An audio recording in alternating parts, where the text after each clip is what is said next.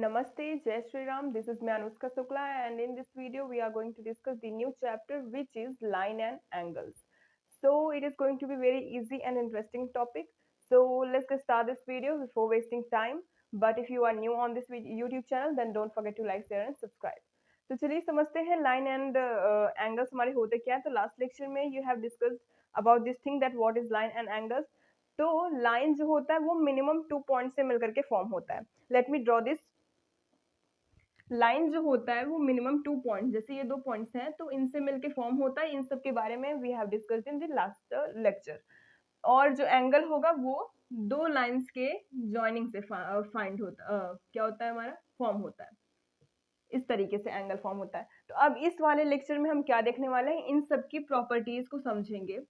इन सब पे बेस्ड जितने भी एंगल्स हमारे होते हैं या फिर लाइन की जितने भी प्रॉपर्टीज होती हैं, इस वीडियो में हम लोग यही समझने वाले हैं. तो चलिए स्टार्ट करते हैं इस वीडियो को. अब हम लोग देखते हैं कि लाइन सेगमेंट क्या होता है. लाइन सेगमेंट होता है the portion of line which have two end points. ऐसा पोर्शन, जैसे ये मैंने लाइन यहाँ पे ड्रॉ करी, तो अगर मैं इसका कोई एक पोर्शन ले लूं जहां पे मुझे 2 एंड पॉइंट्स मिलते हैं, उसी को हम क्या बोलेंगे, हम उसे बोलेंगे कि ये एक लाइन सेगमेंट है. और ऐसा अगर हम बोले ऐसा पोर्शन ऑफ लाइन जिसमें सिर्फ एक ही एंड पॉइंट होता है, उसे हम रे बोलते हैं. रे मीन्स किरण होती है. तो वही चीज यहाँ पे लिखना है, the portion of line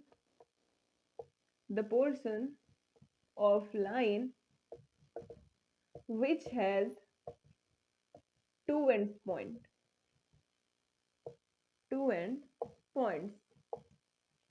are known as line segment and it is denoted by AB. AB के ऊपर आपको ऐसा बार लगा हुआ मिलेगा, AB बार. लेकिन हम क्या यूज करेंगे, हम यूज करेंगे लाइन सेगमेंट AB. इस तरीके से हम इसका यूज अपने क्वेश्चंस में या फिर अपने किसी भी डेफिनेशन में इस तरीके से यूज नहीं करने वाले. लेकिन समझने के लिए मैं आपको बता दूं, लाइन सेगमेंट को हम इस तरीके से लिखते हैं. रे क्या होता है, which has only one and point, जिसके पास सिर्फ एक एंड पॉइंट होता है, उसे हम बोलते हैं रे. ठीक है. इसे किस तरीके से रिप्रेजेंट करते हैं, इसे हम ए बी किया और ऊपर ये इस तरीके से एरो लगा दिया. लेकिन इसका यूज नहीं करेंगे, हम रे ए बी का यूज करेंगे. और लेंथ ऑफ द लाइन क्या होता है, लेंथ ऑफ द लाइन, इसे हम किस तरीके से रिप्रेजेंट करते हैं, ए बी. सिर्फ और सिर्फ जनरली, जैसे ये हमारा ए बी था ना, तो इसे हमने किस तरीके से बताया कि अगर लाइन सेगमेंट की बात हो रही है तो ए बी बार करेंगे अगर ये ए बी है तो. और अगर रे की बात हो रही है तो इस तरीके से एरो दिखा करके बात करेंगे. और अगर सिर्फ इसके लेंथ की बात की जा रही है तो हम ए बी का यूज करेंगे. जैसे अगर बताना है कि इसकी लेंथ कितनी है, 5 सेंटीमीटर है, तो हम बोलेंगे A B is equal to 5 centimetre. ये इसके लेंथ को रिप्रेजेंट कर रहा है. ठीक है.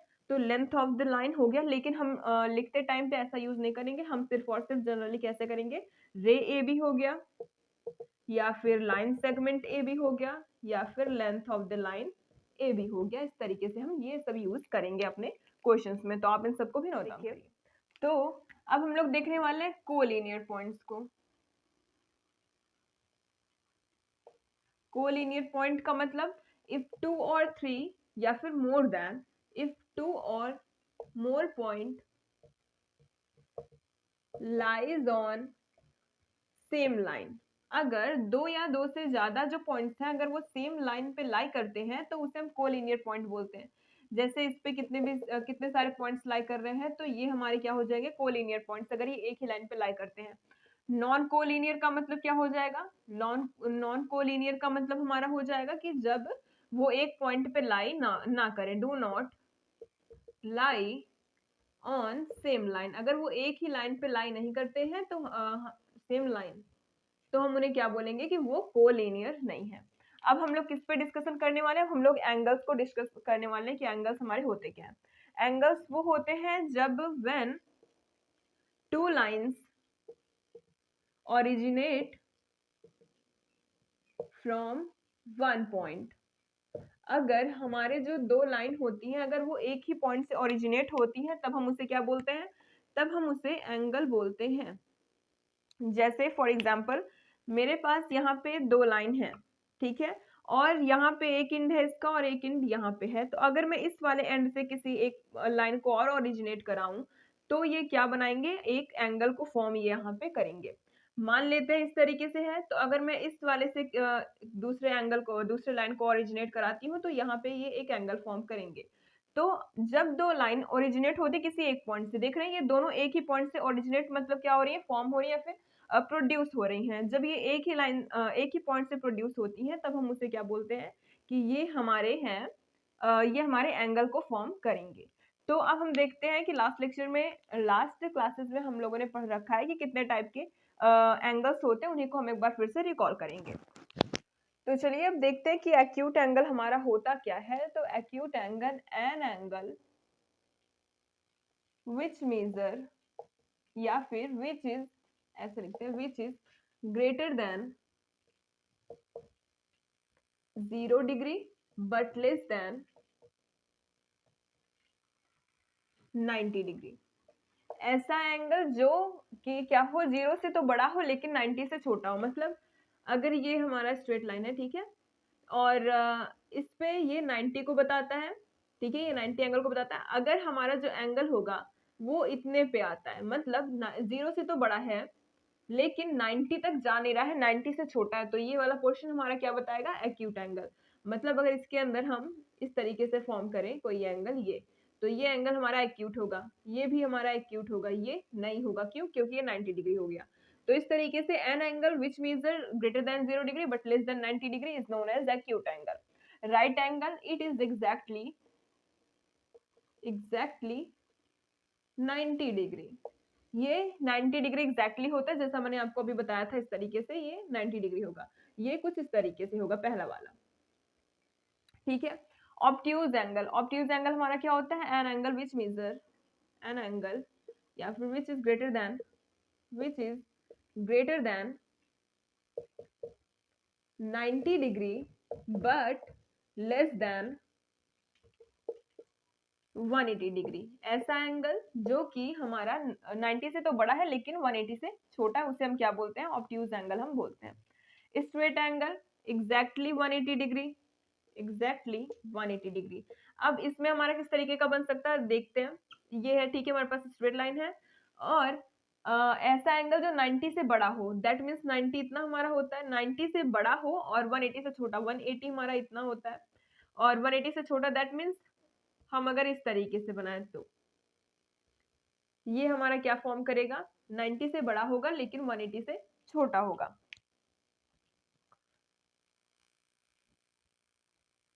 ओके, तो ये हमारा देख रहे हैं आप, 90 से बड़ा है, 90 था हमारा, इतने 90 से आगे आ गया, मीन्स 90 से बड़ा है लेकिन 180 से छोटा है, तो ये हमारा किसे बताएगा, ऑब्ट्यूज एंगल को बताएगा। और एग्जैक्टली 180 मतलब a straight line which represent 180 degree, ये हमारा 180 डिग्री को रिप्रेजेंट करता है और ये हमारा स्ट्रेट एंगल को भी बताएगा। रिफ्लेक्स एंगल क्या होता है, an angle which is greater then 180 degree, which is greater then 180 degree but less then 360 degree. ठीक है, इसी तरीके से आप इसको भी लिख सकते हैं। यहाँ पे x is equal to exactly 180 degree करना है आपको। यहाँ पे जो x की वैल्यू होती है, मतलब x का मतलब हुआ हमारा जो थीटा की वैल्यू या फिर एंगल की जो वैल्यू है, वो यहाँ पे हमारा 90 से तो बड़ा होगा, देखिए 90 से बड़ा, लेकिन 180 से छोटा होगा। यहाँ पे x की वैल्यू एग्जैक्टली जो है वो 90 डिग्री होगी। यहाँ पे x की जो वैल्यू होगी वो 0 से तो बड़ी होगी but it is less than 90 degree. ठीक है, तो आप ये सब नोट डाउन करिए। अब हम लोग क्या देखने जा रहे हैं, complementary angle, complementary angle, complementary और सप्लीमेंट्री एंगल्स को हम लोग देखने जा रहे हैं।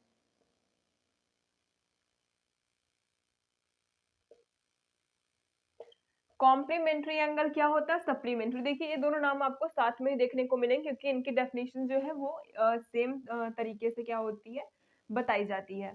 तो कॉम्प्लीमेंट्री एंगल्स क्या होते हैं, if the sum of two angle, if the sum of two angle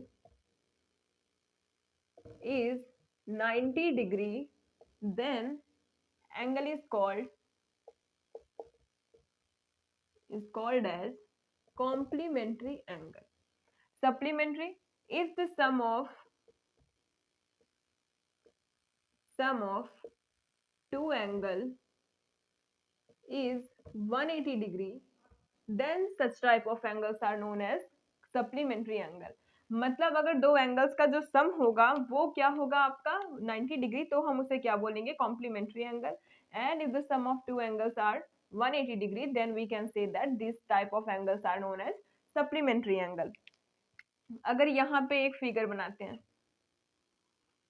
ये है हमारे पास कितना 50 डिग्री और ये है हमारे पास कितना 40 डिग्री, ठीक है, इन दोनों की वैल्यूज हैं। और मैं आपसे बोलूं ये है ए बी सी, ये है ओरिजिन ओ, तो यहाँ अगर मैं आपसे बोलूं कि क्या ये कॉम्प्लीमेंट्री एंगल है या नहीं, कौन सा कॉम्प्लीमेंट्री एंगल, ए ओ सी, तो आप क्या करेंगे, पहले इन दोनों के सम को चेकआउट करेंगे। अगर इन दोनों का सम जो है वो 180 डिग्री आता है, सॉरी 90 डिग्री आता है, तो हम बोलेंगे कि these are known as complementary angle. तो सम चेक करने के बाद 40 डिग्री प्लस 50 डिग्री जब हम करेंगे तो 90 एग्जैक्टली आ रहा है, तो हम बोलेंगे yes these are known as complementary angles. अब अगर बात की जाए किसकी, सप्लीमेंट्री की, तो मैं इसी को थोड़ा सा और बढ़ा देती हूँ, देखिए, ठीक है, और ये एंगल मैं बना देती हूँ 130 डिग्री, 130 डिग्री, ठीक है। अब मैं अगर आपसे पूछूं कि क्या ये सप्लीमेंट्री एंगल है, तो आप इनका सम फाइंड आउट करेंगे, आपको मिलेगा 130 plus 50 which is equals to 180। तो ये दोनों एंगल्स कैसे हो जाएंगे, हमारे सप्लीमेंट्री एंगल्स हो जाएंगे। तो आप इनको भी नोट डाउन। हम लोग क्या देखने वाले हैं, अब हम लोग देखेंगे एडजेसेंट एंगल। एडजेसेंट एंगल,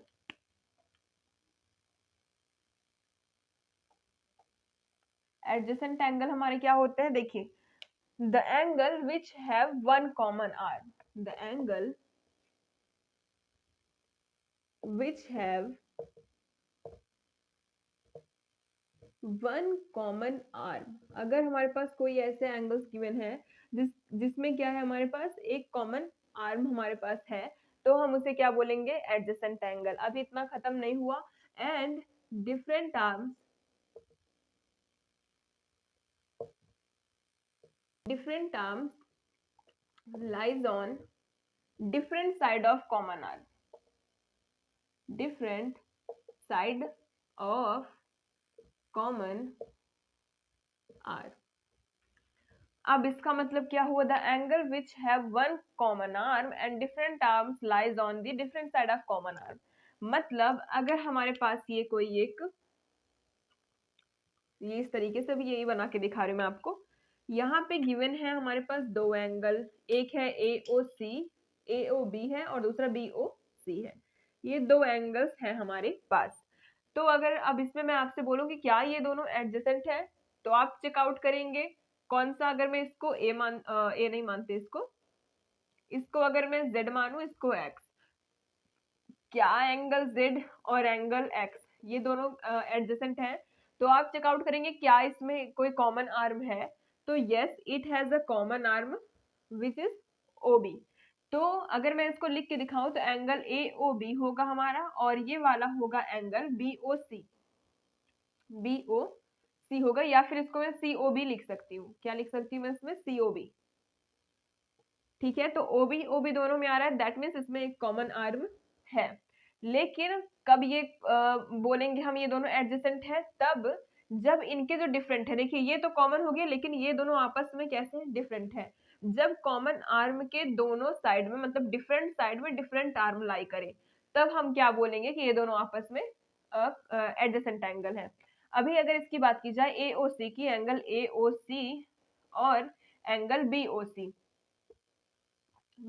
इस पूरे एंगल की बात की जाए और इस छोटे वाले की, तो यहाँ पे भी हमें क्या देखने को मिल रहा है कि यहाँ पे जो OC वाली आर्म है, ये वाली आर्म कैसी हमारी कॉमन है, क्योंकि OC है, देखिए AOC में भी आ रहा है और BOC में भी आ रहा है, दैट मीन्स ये इन दोनों में कॉमन है।